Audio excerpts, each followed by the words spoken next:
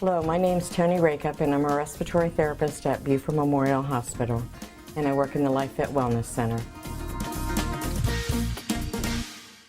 Hi, Tony. How are you doing today? I'm fine. That's great. Well, listen, it's great to have you on the show to talk about being this certified respiratory therapist. Tell us what it's like to be a certified respiratory therapist.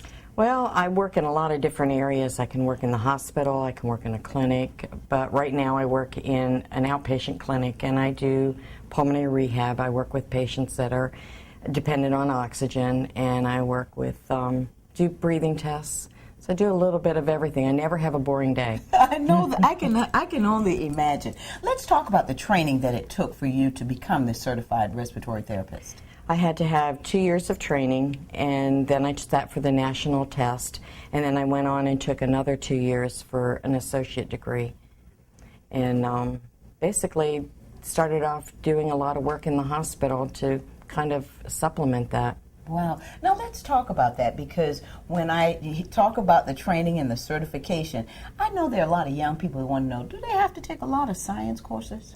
Oh yes, science and math are really important. If you don't take the science, or if you're not good in science, then respiratory therapy probably isn't the place to be. Okay, so basically knowing the science, because you have to know the body too. Right. Anatomy.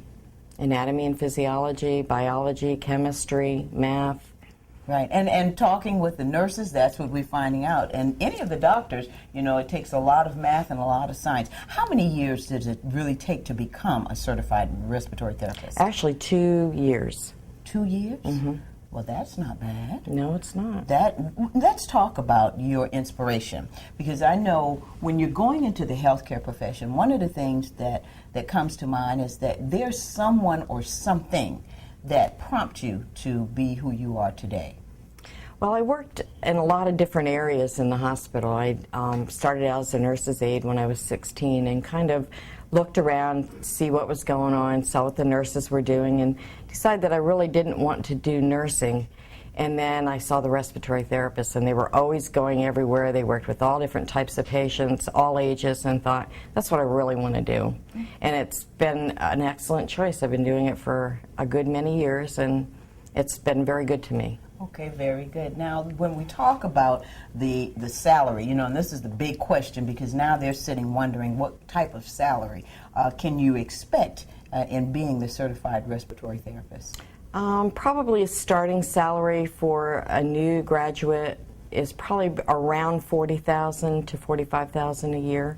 Okay. One of the things I'm curious about, and I don't know if you thought about these young people, do you set your own hours, or is there such a place where I know some respiratory therapists work on their own and set their own hours? And pretty much the hospital sets the hours. You can do 8-hour shifts, 10-hour shifts, 12-hour shifts. Which is nice because you can work 3 days or 4 days a week instead of working the 9 to 5. Mm-hmm. It is all 3 shifts. It is 7 days a week.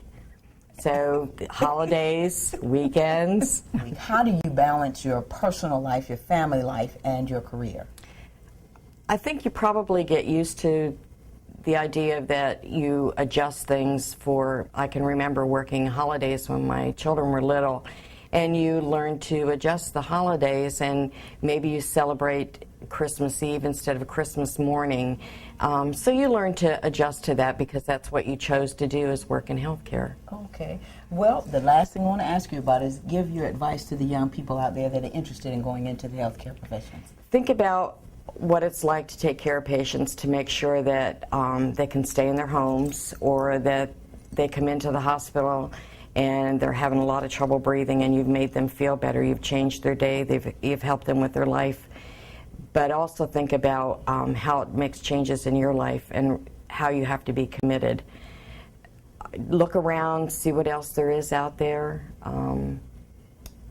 That's basically it. That's right, and make a decision. Make a decision. If you make that decision, be committed to it, and that's the one thing that I like to hear everybody that we've talked to say, that commitment is the one thing. Tony, I want to thank you so much for joining us today. You're welcome, and thank you. All righty.